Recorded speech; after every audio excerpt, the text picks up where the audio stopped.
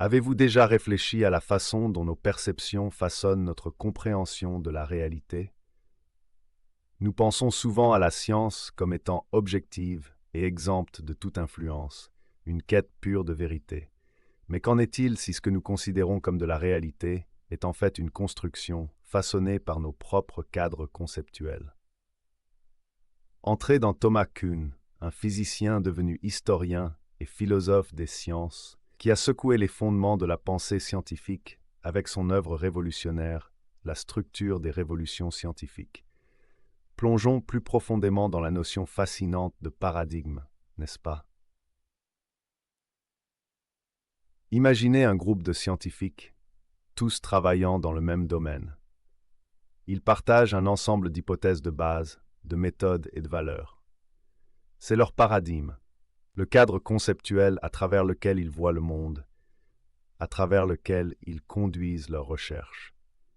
Ils dictent les questions qu'il vaut la peine de poser, les expériences qui doivent être menées, et surtout, ce qui est considéré comme une preuve scientifique valable. Pensez au paradigme comme à un prisme.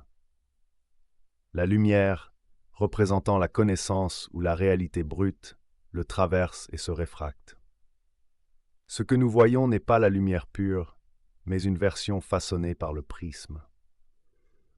De même, le paradigme façonne notre perception du monde. Il influence les questions que nous posons, la façon dont nous interprétons les données, et même ce que nous considérons comme de la réalité. Ce n'est pas nécessairement une mauvaise chose. Les paradigmes fournissent une structure, un cadre de référence pour la recherche scientifique. Ils permettent aux scientifiques de travailler ensemble, de s'appuyer sur les travaux des uns et des autres, et de progresser de manière systématique. Mais il y a un piège potentiel. Les paradigmes peuvent aussi être limitants. Ils peuvent nous aveugler sur les possibilités qui se situent en dehors de leur cadre. Imaginez maintenant que les scientifiques commencent à rencontrer des anomalies, des observations qui ne cadrent pas parfaitement avec le paradigme dominant. Au début, ces anomalies peuvent être rejetées comme des erreurs, des valeurs aberrantes ou tout simplement sans importance. Mais que se passe-t-il si les anomalies persistent, si elles deviennent trop nombreuses pour être ignorées? C'est là que les choses deviennent vraiment intéressantes. Kuhn a soutenu que l'accumulation d'anomalies peut entraîner une crise dans la communauté scientifique. Le paradigme, une fois sûr et confortable, commence à s'effriter. La confiance se brise et la recherche d'un nouveau cadre, d'un nouveau prisme à travers lequel voir le monde commence. Ce processus, selon Kuhn, n'est pas un processus rationnel et objectif. Il n'est pas simplement question d'échanger un ensemble de faits contre un autre. C'est un changement fondamental dans la vision du monde, un changement de paradigme. C'est comme si le monde lui-même s'était transformé. Soudain, ce qui était auparavant invisible devient visible. Ce qui était auparavant impensable devient pensable. Ce nouveau paradigme, une fois établi, fournit un nouveau cadre pour la recherche scientifique. Il ouvre de nouveaux domaines d'investigation, de nouvelles questions à explorer et de nouvelles façons de comprendre le monde. Mais il est important de se rappeler que ce nouveau paradigme, comme son prédécesseur, n'est pas la vérité absolue. C'est simplement un autre prisme, une autre construction humaine, une autre façon de donner un sens à l'univers. Alors comment l'œuvre de Kuhn, la structure des révolutions scientifiques, a-t-elle ébranlé le monde de la philosophie des sciences? Profondément, c'est le moins qu'on puisse dire. Avant Kuhn, la vision dominante du progrès scientifique était celle d'une accumulation graduelle et linéaire de connaissances. Imaginez une ligne droite s'étendant à l'infini, chaque nouvelle découverte ajoutant une autre brique au mur du savoir. C'est une image nette, ordonnée, rassurante. Mais Kuhn a proposé une image très différente. Il a soutenu que la science ne progresse pas de manière régulière et continue, mais par des révolutions, par des changements de paradigme. Ces changements ne sont pas de simples ajustements, mais des changements fondamentaux dans la façon dont nous comprenons le monde.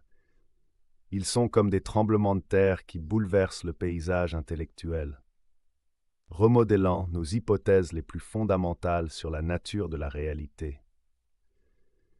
Imaginez un changement de décor soudain dans une pièce de théâtre. Les acteurs restent les mêmes, mais le contexte a complètement changé. Le décor, l'éclairage, l'ambiance, tout est différent. C'est ce qui se passe lors d'un changement de paradigme. Les faits ne changent pas nécessairement, mais leur interprétation, leur signification est radicalement différente. Ce qui était auparavant considéré comme une vérité scientifique incontestable peut soudainement devenir obsolète, voire ridicule. Des théories qui ont régné pendant des siècles peuvent être renversées du jour au lendemain. Pensez à la révolution copernicienne. Pendant des siècles, le modèle géocentrique, avec la Terre au centre de l'univers, était le paradigme dominant. Il semblait évident, intuitif, confirmé par l'observation quotidienne. Puis Copernic est arrivé et a tout chamboulé.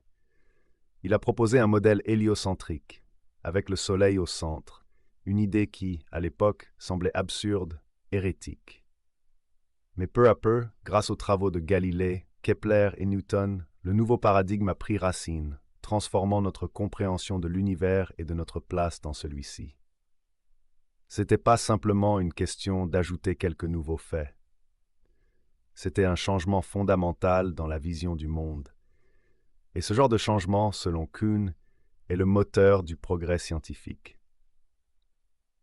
La science n'est pas une marche linéaire vers la vérité, mais une série de révolutions, chaque nouvelle vision du monde ouvrant de nouvelles possibilités et de nouvelles voies d'exploration.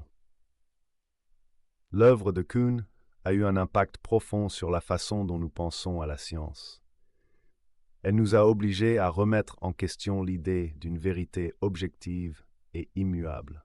Elle nous a montré que la science est une entreprise humaine, sujette aux mêmes préjugés, aux mêmes influences sociales et culturelles que toute autre activité humaine. Et cela, c'est une idée puissante. Allons au-delà du domaine scientifique maintenant. Parce que, croyez-le ou non, le concept de paradigme de Kuhn a des implications bien au-delà des laboratoires et des revues scientifiques. Il s'infiltre dans tous les aspects de notre vie, de la façon dont nous comprenons le monde à la façon dont nous interagissons les uns avec les autres. Prenez l'économie par exemple. Les économistes classiques, avec leur foi inébranlable dans le libre marché, opéraient sous un paradigme spécifique. Puis vint Keynes, qui a remis en question ces hypothèses et a proposé un nouveau cadre pour comprendre et gérer l'économie.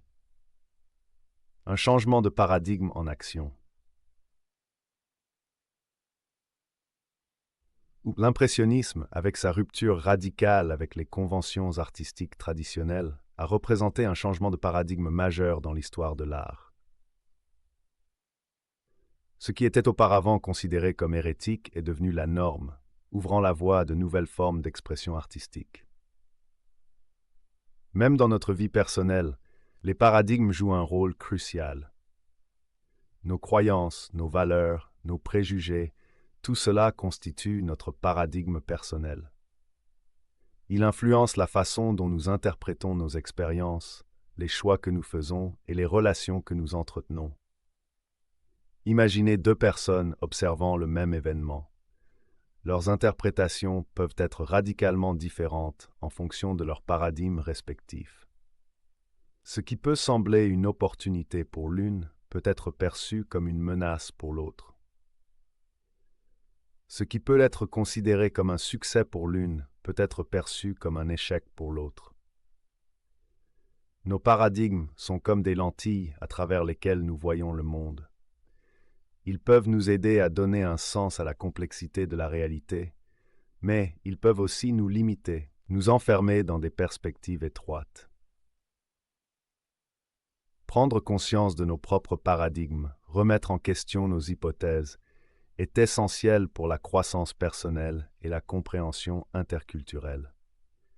Car, si nous sommes prisonniers de nos paradigmes, comment pouvons-nous espérer comprendre ceux qui voient le monde différemment? Comment pouvons-nous espérer construire des ponts entre les cultures, entre les individus? La clé est de reconnaître que notre façon de voir les choses n'est pas la seule façon, qu'il existe d'autres perspectives, d'autres prismes à travers lesquels la lumière de la réalité peut être réfractée. Abordons maintenant le cœur du problème, l'objectivité. Ce concept vénéré, souvent considéré comme le fondement même de la science, est remis en question par l'œuvre de Kuhn. Si nos observations sont filtrées par le prisme de nos paradigmes, pouvons-nous jamais prétendre à une véritable objectivité? C'est une question fondamentale qui a des implications profondes sur la façon dont nous comprenons le monde et notre place dans celui-ci. L'objectivité traditionnelle suppose une séparation nette entre l'observateur et l'observé.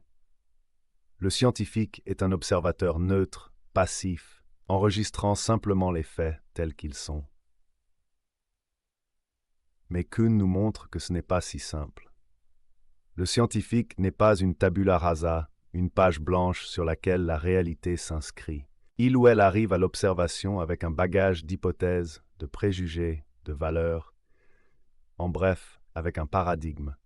Ce paradigme influence non seulement ce que le scientifique observe, mais aussi comment il l'observe. Il détermine les questions qu'il pose, les instruments qu'il utilise, les données qu'il considère comme pertinentes. Deux scientifiques opérant sous des paradigmes différents peuvent observer le même phénomène et arriver à des conclusions complètement différentes. Ils ne voient pas le même monde, même s'ils regardent la même chose. Prenons l'exemple de la médecine au Moyen Âge. Les médecins opérant sous le paradigme des 4 humeurs interprétaient les maladies comme un déséquilibre de ces humeurs. Leur traitement, comme les saignées, reflétait cette vision du monde. Un médecin moderne, armé des connaissances de la biologie et de la microbiologie, aurait une compréhension radicalement différente des maladies et de leur traitement. Qui est objectif? Les deux, d'une certaine manière, et aucun des deux, d'une autre. L'objectivité, au sens strict du terme, devient insaisissable. Ce que nous appelons faits sont souvent des interprétations, des constructions basées sur nos paradigmes. Cela ne signifie pas que la science est arbitraire ou subjective au sens vulgaire du terme. La science est un processus rigoureux, basé sur l'observation, l'expérimentation et la vérification. Mais elle n'est pas exempte d'influences subjectives. La prise de conscience de cette subjectivité inhérente est essentielle pour une pratique scientifique plus responsable et plus nuancée. Elle nous encourage à remettre en question nos propres préjugés, à être ouverts à d'autres perspectives, à reconnaître les limites de nos propres connaissances. Et surtout, elle nous rappelle que la recherche de la vérité est un voyage, pas une destination. Un voyage qui exige humilité, curiosité et une volonté constante de remettre en question nos propres certitudes. Merci beaucoup d'avoir regardé. Si vous avez aimé cette vidéo, n'oubliez pas de mettre un pouce bleu et de vous abonner pour plus de contenu comme celui-ci. J'adore lire vos commentaires, alors n'hésitez pas à en laisser un en dessous pour continuer la discussion. Partagez cette vidéo avec vos amis pour faire passer le message. À la prochaine.